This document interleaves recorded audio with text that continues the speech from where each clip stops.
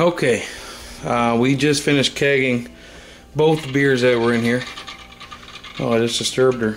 Alright, this is about 25 hours later. I believe this starter has reached the height of activity. So what we're going to do, go ahead and turn it off. There we go. Let's take a look at it. Oh yeah, that's all Krausen. It's not star sand or anything. So we're going to take it and put it in here in this fridge. Let's get this DME out of the way. I know the camera's moving around, and I sort of apologize for that, but not really. Alright, so that's the starter. Little Lagunitas Pils right there. I'm liking the Pilsner.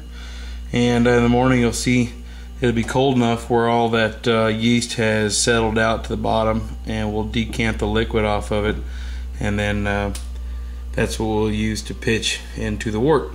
Alright, so we'll see you in about 7 hours, 8 hours when we start brewing. Good morning, everybody. This is the second day of the soup to nuts video, and we're going to get this Mac and Jack clone brewed. The first thing we're going to do is we're going to heat the strike water. This is 12 pounds of grain. I'm using a 1.25 water to grist ratio, a 1.25 quarts per pound of grain. The way I measure that is I just use this gallon jug. 15 quarts is 3 gallons and 3 quarts. So I fill this up 3 times, and then I measure out 3 quarts of water into here the 4th time to pour it in to heat up the strike water. So I'll see. Another step I do while waiting for the strike water to heat up is, I don't know why this thing gets all focus crazy, is we're going to take this little bit of water here. That's a little bit of boiling water. I brought the mash tun in here. We're not going to mash in here, but what this does is it allows me to calculate my strike water a little better, because it will get the inside of the mash tun heated up enough. So let's do that. It's almost boiling. It's close enough. It doesn't have to be boiling. The idea is that we have just really hot water in here. So we'll do that. That heats up the thermal mass of this thing. I did get a false bottom last week. I haven't had a chance to mess with that or my kegel. So now we're going to take this outside and just let it sit with the rest of the stuff until I'm ready to add the strike water and dough in. Okay, we got the strike water heated up to 166. Trying to get this done as soon as I can here. We're going to add some rice hull because I'm not a big fan of stuck sparges. I'm going to add 1 tablespoon of 5.2 stabilizer. I want to put it right in there with the grains and get my mash paddle.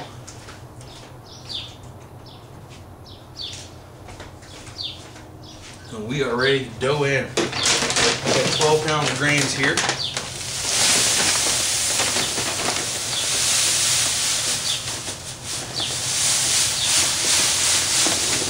The first couple times I did half at a time, but now I don't see a need for it, because we can get rid of the dough balls. You want to stir this in well enough. You don't want hot and cold pockets in the mash, and you don't want dough balls. Dough balls will stop the water from getting into all the individual grains. Reduces the risk of making sure that you have all the sugars coming out of here that you planned on. Okay, I don't feel any more dough balls, so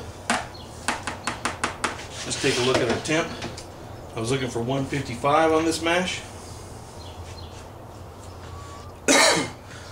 166 was supposed to have given that to me.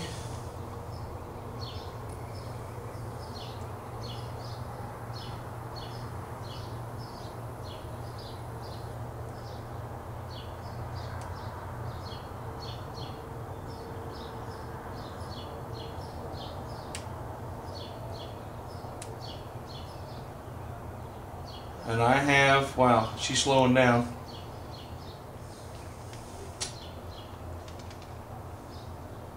.154. I missed it by a degree.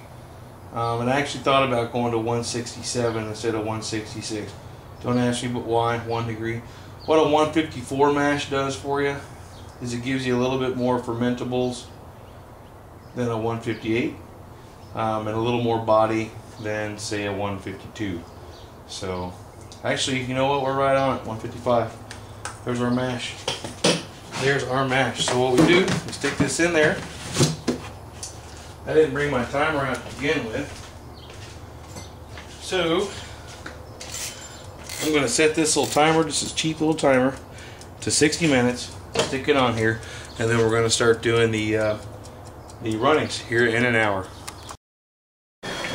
Beersmith tells me I need 5.41 total gallons of sparge water. They want me to do a 3.86 batch and a 1 point something batch. So what I'm actually doing is I split it up, I added it together, 5.41. I've got 3 gallons not boiling. I got 3 gallons going right now. We're going to heat up. Then afterwards we're going to add in the other 2.41. But I've got a 0.25 basically hot liquid tank dead space. So we're going to add another quart. We're going to use that. So to get 170 degrees out of that thing, we're going to put that water in there at about 190 degrees. It should stabilize out to about 170. If not, then we'll adjust the second time. So I'll see you in a bit. Okay, this is going to look real similar to last week. Wearing the same clothes, we're doing about the same thing.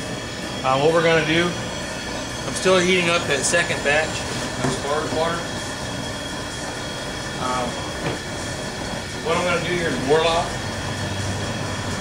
So we're going to take the first couple quarts of this wort.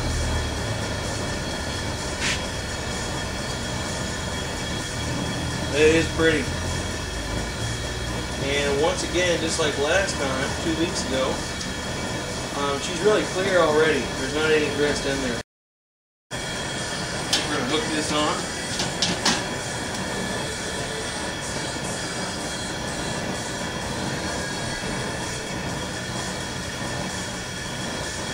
Still haven't adjusted that thing to where it fits on there, right? So we're still using the stainless hose clamp there. And we're going to let this come out, like I said last time, fairly slowly. There we go. Very nice.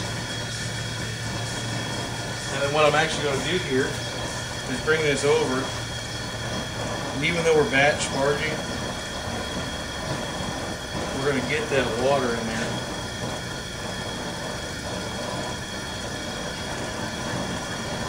First, we're going to let it trickle out.